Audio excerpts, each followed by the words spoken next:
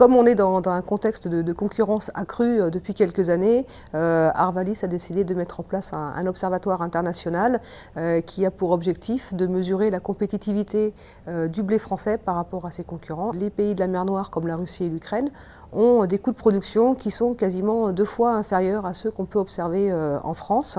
Par contre, ça, ce sont une compétitivité sortie exploitation.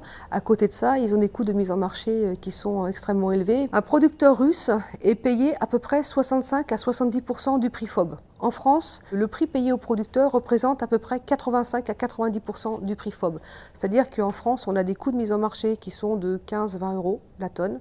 En Russie, on est plutôt, et en Ukraine c'est pareil, on est plutôt sur du 40-45 € la tonne. À côté de ces différences de compétitivité, qui sont en particulier expliquées par un effet de taille des unités de production qui permet de diluer les charges de mécanisation sur beaucoup plus de surface, on observe surtout quelques éléments de distorsion de concurrence. Et la principale qu'on évoque en France, c'est bien sûr le soutien direct aux producteurs. Par contre, à côté de ça, les Russes et les Ukrainiens, finalement, ont eux aussi des éléments de distorsion. Je vais citer par exemple la distorsion sociale. Quand un chauffeur de tracteur est payé 3 fois moins cher ou même 8 fois moins cher en Ukraine, ça entraîne des distorsions de concurrence qui sont au moins aussi importantes que notre soutien direct aux producteurs. En Russie, on l'a chiffré, cette distorsion, à peu près 35 € la tonne. Et on peut chiffrer notre distorsion de soutien direct à peu près dans les mêmes ordres de grandeur. Et ce chiffre monte à peu près à 60 € la tonne en Ukraine. On peut noter aussi de la distorsion au taux de change, puisque depuis la crise économique de 2008, les taux de change ont beaucoup varié dans les pays de la mer Noire.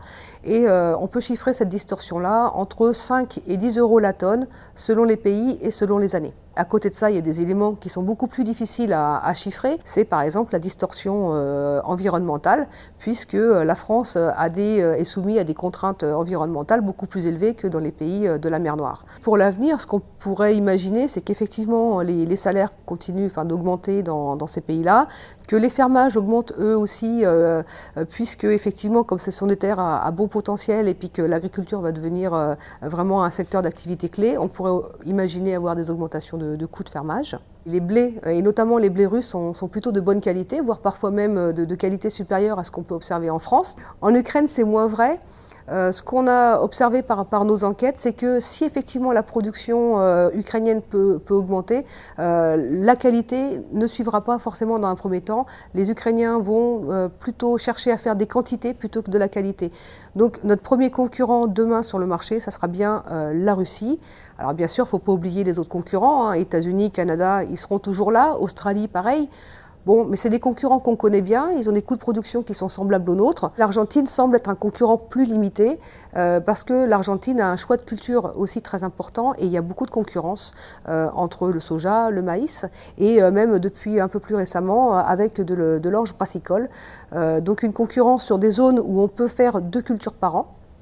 Donc blé en première culture suivi d'un soja ou orge suivi d'un soja. Et ce qu'on observe, c'est que la double culture orge-soja est plus avantageuse économiquement que blé-soja. Pour rester compétitif demain, il faut bien faire attention à garder un rendement qui soit toujours élevé puisque le rendement est le diviseur des charges et que ça va influencer donc notre niveau de coût de production.